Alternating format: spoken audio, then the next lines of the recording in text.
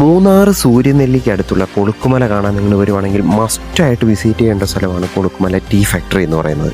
കൊളുക്കുമല വന്നിട്ട് നിങ്ങൾ അതിനടുത്തുള്ള ക്യാൻറ്റീൻ്റെ അടുത്താണ് പാസ് ഉള്ളത്.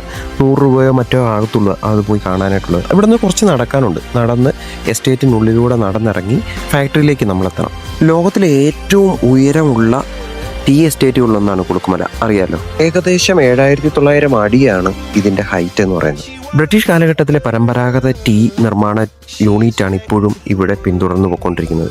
1930 കാലഘട്ടത്തിൽ പണിത ടീ ഫാക്ടറി, അതും പൂർണ്ണമായും തടിയിൽ ഉപയോഗിച്ചിട്ടുള്ള ടീ ഫാക്ടറിയും അന്നത്തെ ബ്രിട്ടീഷ് നിർമ്മിത ഉപകരണങ്ങളുമാണ് ഇവിടെ കൂടുതലായിട്ട് എന്ത് ചെയ്യുന്നത്, ടീ നിർമ്മാണത്തിനായിട്ട് ഉപയോഗിക്കുന്നത്.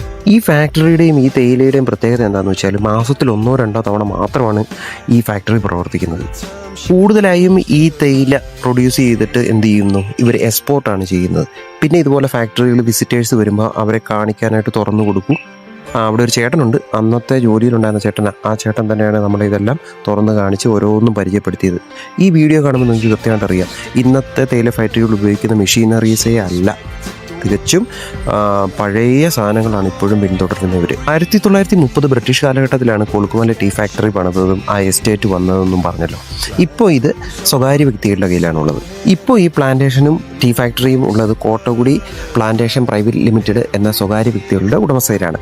ഈ കമ്പനി ഉള്ളത് എവിടെയാണെന്ന് ചോദിച്ചാൽ നമ്മുടെ തേനി ജില്ലയിലാണുള്ളത്. ഓക്കെ, കൊളുക്കുമല പ്ലാന്റേഷൻ്റെ ആദ്യകാല ഡയറക്ടർമാരിൽ ഒരാളാണ് അദീപൻ ബോസ്. കൊളുക്കുമല വന്നു കഴിഞ്ഞാൽ നിങ്ങൾക്ക് കാണാം ഒരു മണി കിട്ടിയിട്ടേക്കുന്ന വലിയ മല, അതാണ് ബോസ് പീക്ക് എന്ന് പറയുന്നത്. ഓക്കെ, അപ്പോൾ അടുത്ത വീഡിയോയിൽ നിറയെ കാണാം. ബൈ.